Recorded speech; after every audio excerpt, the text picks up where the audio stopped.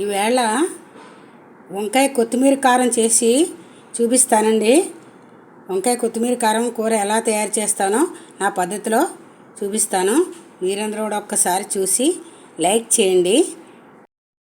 అందరికీ శుభోదయం అండి. ఈరోజు నేను వంకాయలు కొత్తిమీర కారం పెట్టి కూర చేస్తున్నాను. దీనికి కావాల్సిన ఇంగ్రీడియంట్స్ ఏంటంటే అండి, వంకాయలు, కొద్దిగా జీలకర్ర, 4 పచ్చిమిరపకాయలు, అల్లం ముక్కలు కొద్దిగా, దీనికి తగినంత కొత్తిమీర, శుభ్రం కడిగి పెట్టుకున్న కొత్తిమీర. ఈ కొత్తిమీర నుండి అల్లం, పచ్చిమిర్చి, జీలకర్ర మనం పెద్దగా పేస్ట్ లాగా మిక్సీ చేసేసుకోవాలి. ముందు పోపు వేయించుకుని పోపులో ఈ ముక్కలు వేసేసుకుని మగ్గిన తర్వాత ఈ పేస్ట్ చేసుకుంటాం కదండి, ఈ పేస్ట్ వేసుకోవడమండి కొత్తిమీర కారానికి. కొంతమంది ఈ వంకాయలు ఏం చేస్తారని నూనెలో వేసిన తర్వాత ఈ పేస్టే వేసేస్తారు డైరెక్ట్గా. కొత్తిమీర పేస్టు, కొత్తిమీర, అల్లం, పచ్చిమిర్చి పేస్టు. కొంతమంది పోపు పెట్టుకోకుండానే వేసేస్తారు. నేను కొంచెం పోపు పెట్టి చేస్తాను. నేను పోపు పెట్టి పోపులో వేసిన తర్వాత ఇవి వేస్తాను.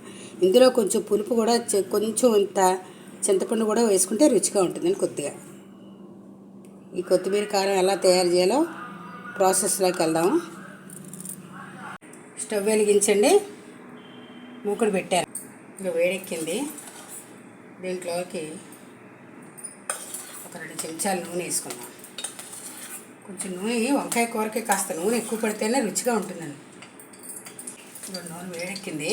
నూనె వేడెక్కిందంటే పోపు దినుసులు వేసేసుకుందాం.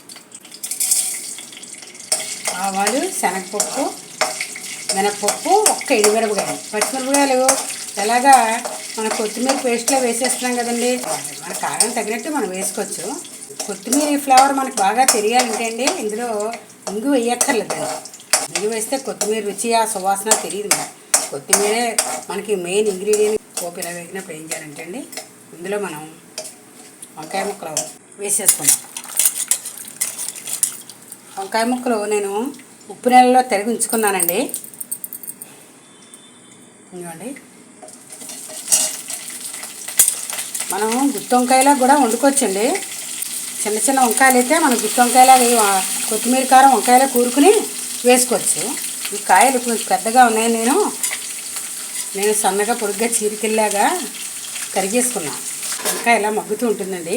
ఈ లోపుని ఈ కొత్తిమీర పేస్ట్ మనం సిద్ధం చేసుకోవచ్చండి. ఇదిగోండి, కొత్తిమీర, అల్లం ముక్కలు, పచ్చిమిర్చి, జీలకర్ర. ఇదిగోండి, వంకాయ ముక్కలు మగ్గే బాగాను చక్కగా మగ్గిపోయాయి కదా. ఇప్పుడు ఈసారి మనం కొత్తిమీర పేస్ట్ అంతా సిద్ధం చేసుకున్నాం కదండి. ఇదిగోండి, కొత్తిమీర పేస్ట్ వేసేద్దాం. ఈ పేస్ట్ వేసుకునండి.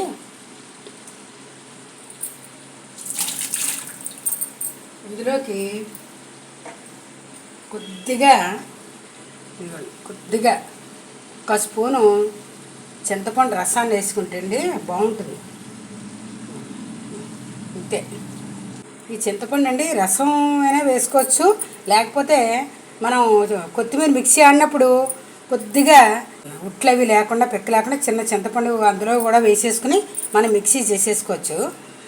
ఇవన్నీ దీనికి కూరకి తగిన ఉప్పు కూడా వేసేసుకుని వచ్చి